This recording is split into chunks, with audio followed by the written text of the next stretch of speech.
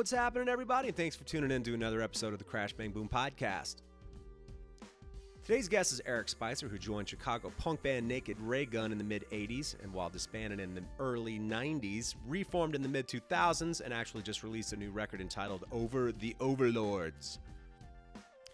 Eric and I talk about said record, as well as the timeline of trying to complete it prior to bass player Pierre Kesdy passing away due to his unfortunate battle with cancer, as well as some of the early years with sparsely attended shows and all the way up to opening for the Foo Fighters at Wrigley Field, and much more.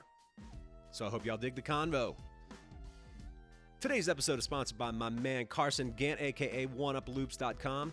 Carson and his team spend a preposterous amount of time recording over 400,000 shaker, tambourine, and hi-hat loops at every possible tempo and multiple feels with incredible mics and outboard gear for you to pick and choose. It's organized for you to find exactly what you need with just a few clicks, and everything feels and sounds incredible. You can sign up for free to check it out and gain full access to all 400,000 loops starting at $5.99 a month. No download limits, whatever you want, whenever you want. New loops, one-shots, and drum breaks are being added weekly, so check it out at OneUpLoops.com.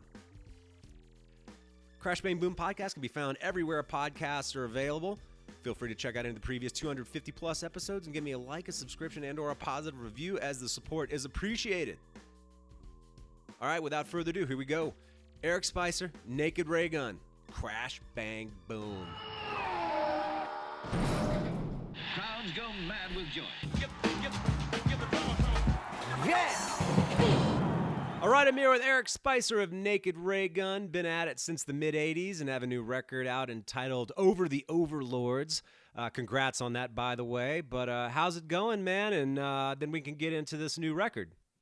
Good, thanks. People seem to like the record, so that's a good thing.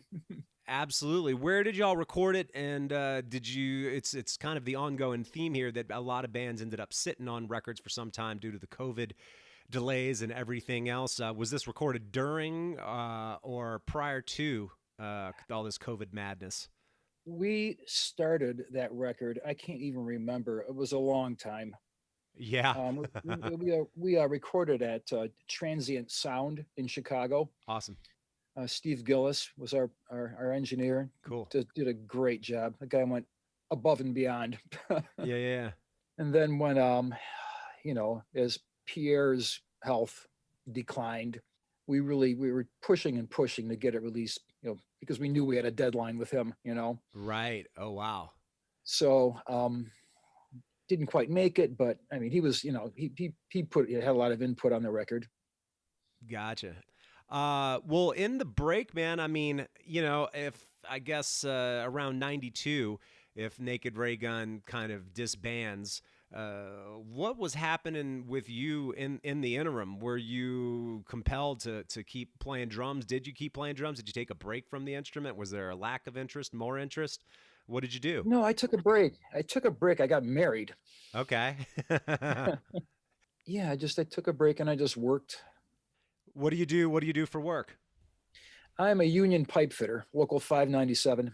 All right, a blue-collar working man over here. Yeah, I've been over 30 years doing that. So if the timeline is right, it sounds like you might have started this in the late 80s, early 90s, maybe around the time when maybe either the band wasn't touring as much or if the band had disbanded at that point. So you were just focused on doing that, or when you were in the band, I guess, did you just have shit jobs in between tours, basically, like most musicians do? It was like 88 or 89. Yeah. We would, we would basically, it seemed like we would always tour like in the spring or the fall. And I mostly do commercial service work. Mm-hmm. So it slows down a little bit, typically. Right. So tell your boss, you need some time off. He wouldn't really care, like doing him a favor, actually. Yeah, right. Was pipe fitting at all in your family, or did you have friends that do it? How'd you even get into that? It's a funny story. Jeff Pizzotti's dad owned this company called Inland Mechanical. Oh, no way. Okay, so it was an inter-band relationship.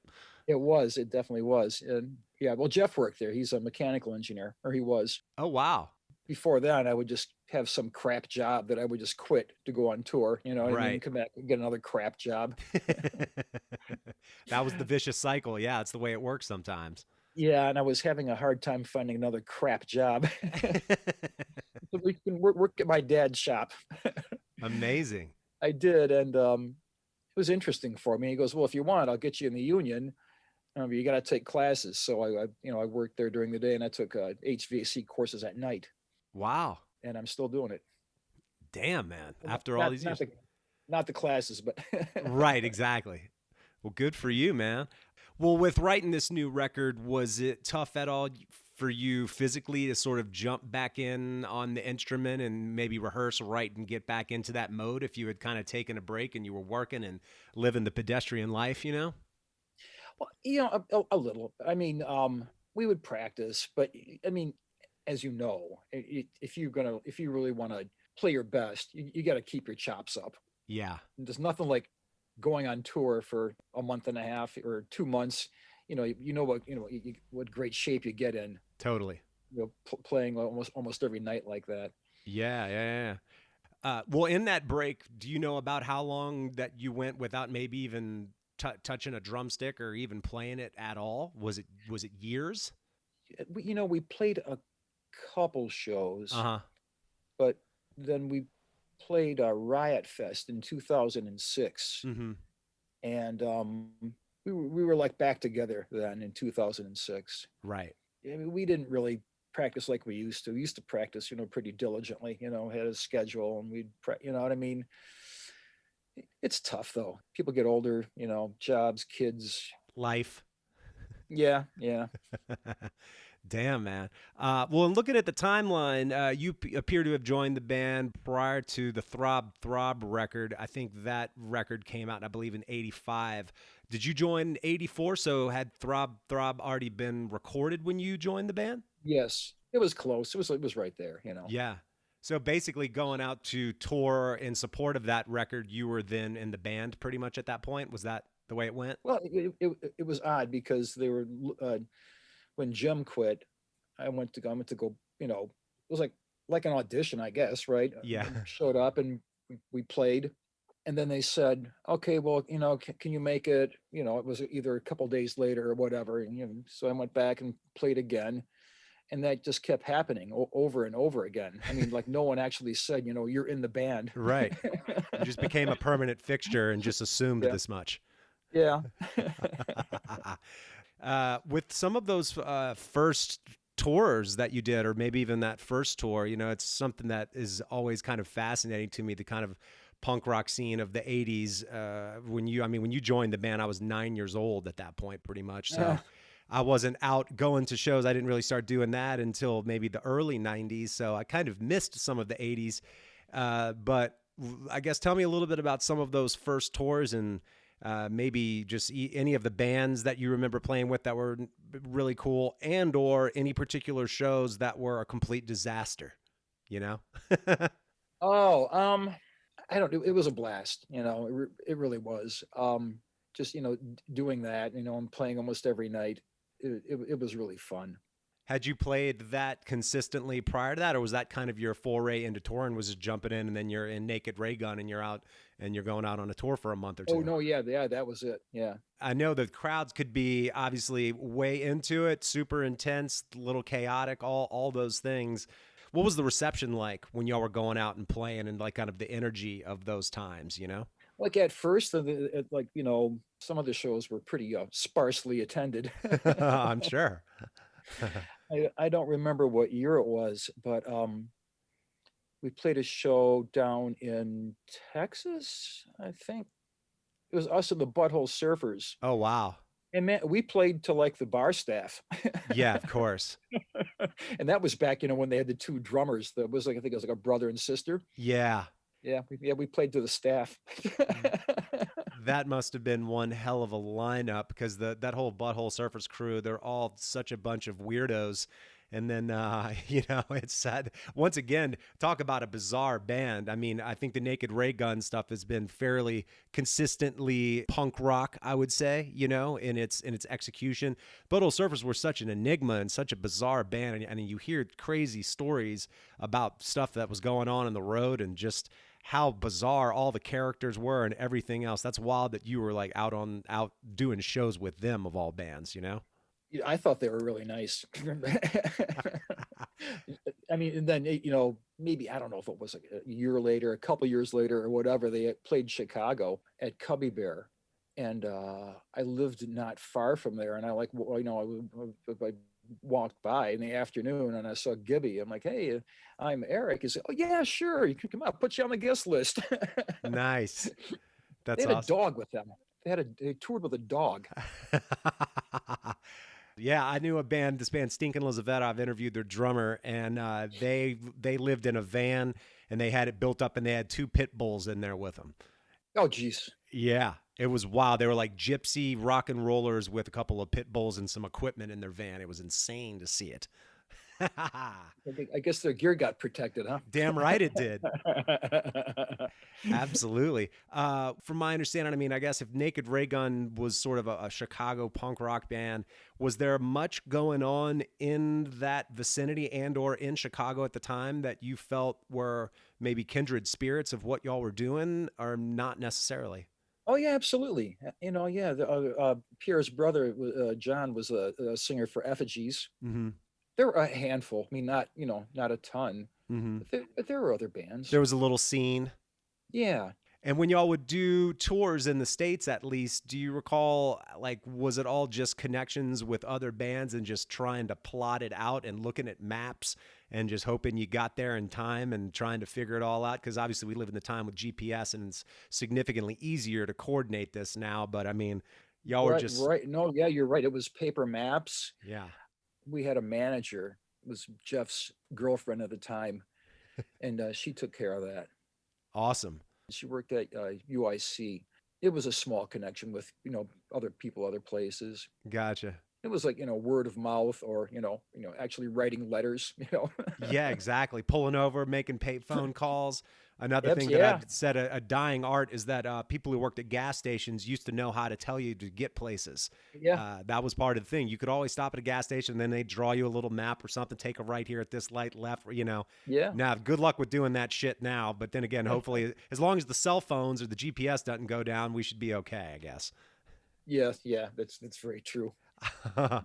In those early days, was there any city that was especially welcoming or kind of felt like a second home to y'all outside of Chicago? West Coast, East Coast? Did either side sort of embrace you more than the other necessarily? Even though we're, centrally located, we're a little farther east. Yeah. So, I mean, it seems like New York always like this. Do you remember some of the longer like drives that y'all would have to do from one show to the other? Because sometimes coordinating the distance doesn't always work out in your favor, and then you end up loading in, loading out, and then driving to the next gig. Yeah, we tried to not do that, but there, sometimes there's no choice. Yeah, you'd load out and drive all night to the next city. Yeah. Yeah. I mean, fortunately, that was a very rare thing. Yeah. Y'all were just in a van touring, I imagine, huh? Yeah. With a trailer, or was all the guys and all the gear all in the van? All in the van. Wow. Yeah. Do you remember some of the longer runs that y'all did? Maybe a month, 6 weeks, maybe. Okay. Something like that. So y'all would pretty much do a run, come back, stay in the area, the vicinity, and I guess try to get some money to be able to go back out and do it again. That was the cycle. Yeah, like that. Like I said, because of being in Chicago, and we are pretty centrally located. If you take off for 3 or 4 weeks, you can go to the East Coast. We would go east and then come back through the South. Mm-hmm. It was tougher doing that going out west because there really, it's not a lot of places to play. Right. You end up driving. How were y'all received in the South? Did y'all ever play as South as New Orleans? Did you do you recall playing down there? Yeah, we did. I mean, I really don't remember playing a show where people like just hated us. That's good. Yeah. Did y'all go to Europe at any point? And if so, I guess tell me a little bit about getting over there and doing that. Yeah, we actually went a couple times, and I loved it. I absolutely loved it. The people were really good. The food was really good. And we played it like in England. We played a lot, and of course Germany. Mm-hmm. How did England receive y'all? Really well. It was cool because the first time we played there, we're UK Subs fans, Uh-huh. And Karen, our manager, got a hold of Charlie Harper, and he came up and we played Emotional Blackmail, and he sang. Oh, nice. That was really, really cool. And then when we played there again, somehow she got in touch with Steve Diggle from the Buzzcocks, Oh, nice. and he came up and we played Harmony in My Head. Awesome. Some of the press kind of accused us of dragging up old punk rock war horses or something. But Oh, fuck off. yeah, we were thrilled. Yeah, we were absolutely thrilled. Awesome, man. And I imagine same thing when y'all were over there as well, in a van, all the equipment, just doing it same way, but just in a different country. Absolutely. Yeah, absolutely. It was a blast. Like I said, all the shows were, they were well attended, and people were great. It was really, really fun. It's funny, man. It's one of my ongoing jokes, with all the stoicism and sort of dry nature of the Germans, they sure do love their rock and roll over there, still to this day. Absolutely. Yeah, and every show was great, and the beer, everywhere, every town has its own little brewery, and they just love lavishing you with beer. It was fantastic. Awesome. Where did you grow up, man? And I guess at which point did you start getting interested into the punk rock world? Well, I'm from Michigan originally, Okay.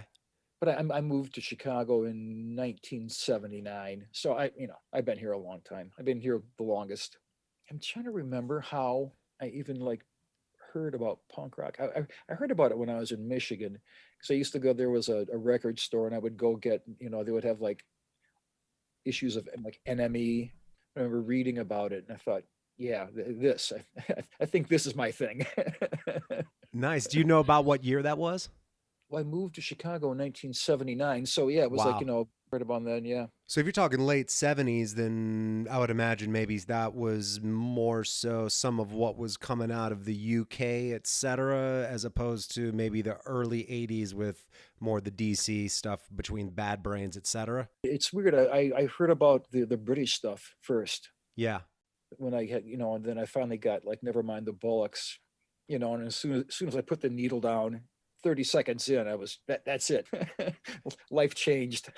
Absolutely. And what's great? That record still sounds awesome, because I mean, so many times, whether if you listen to a Dead Kennedys record, it's this wild kind of scratchy, trebly sounding shit, punk rock records that were coming out of the States didn't always sound the greatest. And even if you can revert back to the stuff you said you were from Michigan, I mean, without the MC5 and the Stooges, you don't necessarily have punk rock in the first place.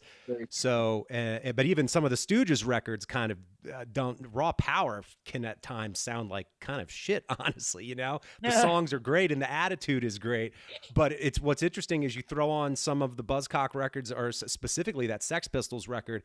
That Sex Pistols record still to this day is one of the better sounding punk rock records that I could even think of hearing. It's really well. You're right. It's really well done. Yeah. So that was kind of your foray into it, and it just so happened to be one of the greatest sounding punk rock records as well, Yeah, very true. That's awesome. What about drumming wise? When did you sort of start that? Did the punk rock precede the drumming, or did the drumming precede the punk rock? I've always been into music. I actually started taking lessons when I was 5, Oh, wow. and took lessons. And then, when I was in junior high in high school, I was in marching band or Oh, okay. symphony band. I've just always played. Yeah. So you grew up with that. That's interesting, man. It's funny. I was Yeah. looking back at some of the videos of Naked Raygun live in I think it was about 88 or so, and for fairly for the punk rock genre, you had a pretty good size setup drum wise. I mean, it looked like you were playing 4 cymbals, a 5-piece kit with 4 cymbals. Yeah. Sometimes that stuff could be so scaled down. I was kind of surprised to see that you had a setup that was fairly elaborate by punk rock standards. Was there any drummer that inspired you for that setup? No, not really. Those, you probably saw those turquoise Tama drums. Mm-hmm. They sucked. Why'd they suck? they were too big. I mean, physically, the drums themselves. It was like a 70s thing, though. Those concert toms, Oh, yeah. the bottom heads, and they were just impossible to keep in tune. Right.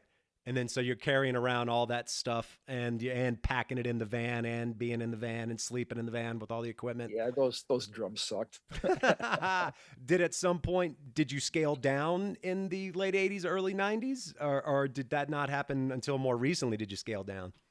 Well, I scaled down because the middle tom actually broke. Okay. I was like, good. I don't have to carry that around anymore. One less drum. I can move my ride in now.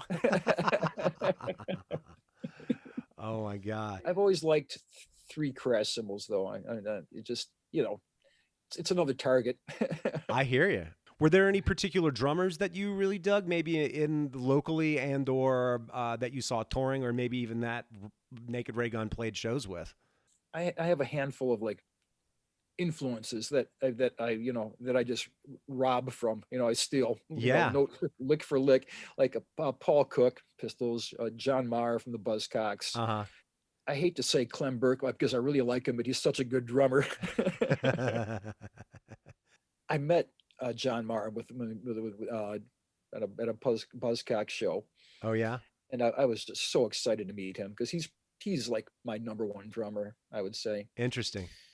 And I'm shaking his hand, and I was, probably like, you probably wondered who's this big creep. And I said, I mean, what I've stolen from you is illegal. You don't know, man. and he leaned forward and he goes, I did the same thing to Clem Burke. Decades later, I've actually met Clem Burke, and I told him the story. And he laughed. He goes, yeah, I can see that, because they played together. They went on a couple tours together. Totally. That would have been a good show to see. Buzzcocks and Blondie. Wow. Absolutely. Were there any shows, once you arrived to Chicago, were there any bands that came through, or any shows in particular? I mean, you talked about the Sex Pistols record kind of being a revelation. Were there any shows that kind of had a similar impact on you? Yeah, probably like Stiff Little Fingers. Interesting. Seeing them live, because they're just so good. And then having it, like right there in front of you, really loud. Absolutely. Jake Burns, the singer, lives in Chicago. He's lived here for a while now, and he's like actually a friend, which is really cool. Oh, awesome. Yeah, I was at Riot Fest one year and I ran into him, so we were hanging out, and Iggy Pop played, and I'm thinking to myself, I'm like, I am the luckiest guy in the fucking world. I'm watching Iggy Pop play with standing next to Jake Burns, my friend. So what's interesting, I guess, about kind of y'all disbanding in the early 90s, if it was around 92 or so, I mean, y'all kind of dropped off right when the world was being taken over by grunge. What did you sort of make of all of those bands and or sort of that time in music, the sort of early to mid 90s? Oh, there was some really crappy music going on. I mean, really crappy music. I liked Nirvana. Okay. Yeah. I mean, I thought they were good. Yeah. I never bought any of their stuff, but I thought they were good. Mm-hmm. But there was some crap, Really? So clearly you weren't as enamored as I was in those early to mid 90s with the wildfire that was grunge and Lollapalooza and just sort of the whole scene, which I was, of course, was like the biggest thing in the world to me. I loved it, Not that I can remember. Like I have a really crappy memory. Yeah, man. I mean, that's the way it goes sometimes. Oh, something I wanted to ask you was, with all this traveling in the van, doing the touring, you got yourselves, you've got whatever roadies or whatever, you've got all your merch, if that was the case, obviously all of your equipment, everything's all in the van. Being on the road all that time, were there any near misses or accidents or anything else? Because I've spoken to so many bands with just being out on interstates, it almost seems like inevitably something is either going to be a near miss or a close call, or worst case scenario, there's actually something that really bad happens out there being, out on these roads all the time. Was that the case with y'all at any point? It was the end of the tour, and I think it was me and Jeff. We had to get back, so we flew back. And the guys, so they're driving the van back. It caught on fire. With all the equipment and everything? Yeah. They pulled over and swung the doors open and got like pretty much everything out, I think. But they got it away, and the van just like completely burned up. But most of your equipment was somehow saved. They managed to get it out in time. Yeah, we had these roadies who were pretty damn good. Clearly, damn, doing their job. Holy shit. Yeah. Wow. Yeah, the van, like it was like an engine fire, you know what I mean? Yeah. And it just totally burned one end to the other. Whoa. Damn, dude. Y'all are lucky y'all weren't in it. Well, one of the things, the attitude and the spirit and the energy of punk rock, and certainly what Naked Raygun did, is definitely, there's something to be said for that. And, who knows, maybe one of those shows, somebody like Dave Grohl will end up in the audience and then go on to form Nirvana and the Foo Fighters, and then Naked Raygun will end up opening for the Foo Fighters. That well done on that end. That must have been pretty trippy to be opening for the Foo Fighters, I'd imagine. It was, and he's such a nice guy. I mean, he's an impressive guy. He's, I actually only spent that one, a little bit of time with him on, on that one day. But the guy, he just seems so driven, but like friendly and down to earth. So Naked Raygun only played one show? I thought y'all did like a run with Foo Fighters opening up for him. Was it only one show? Yeah, just the one show. Oh. Wrigley Field. Oh, wow. It was at Wrigley Field. Yeah. That must have been trippy to think about, sort of the trajectory of a band that, like you were saying, played to the bar staff with the Butthole Surfers, and then here you are at Wrigley Field opening for the Foo Fighters to a packed stadium. Yeah. That's a little bit of a night and day experience. Yeah, that I was really, really excited for that show. Well, we got a new year coming up. Are there any plans with Naked Raygun to get out and support the record, do a minimal run of shows, or is everybody up for doing it? Yeah, I'm sure we're all up for it, but if we did, it would just be like a weekend. You know what I mean? Yeah. We're not going to all pile back into a van at this point. I hear you. During COVID, I found that I was kind of obsessing over some older records and going back and kind of revisiting them and obviously finding some new ones as well. Did you find that you did that at all during COVID? Were there any bands that got you through that, or that you went down a wormhole of any particular genre or band or any of that during any of that time? No, during COVID, I watched all of Netflix. Yeah, you and the rest of the world. We did listen to some music though. You know what I listened to? That Lou Reed album, Street Hassle. Oh, nice. I had that when it was new, and I listened to it. And I'm like, man, still that record. I can listen to from that all the way through and not skip a single song. Do you still have a record player, or are you all digital? Our record player is broken. Oh, okay. You got to get it fixed. Details. Yeah. If I want to hear our new record, I got to get it fixed. Yeah, right. Okay, Eric. Well, man, thanks for hanging. It was good talking to you, and hopefully I can catch Naked Raygun if y'all do a show or two. Hopefully I'll try to catch up and catch y'all live. It would be awesome to see it. That would be cool. Thank you. Right on. Absolutely. Good talking to you, man. You too.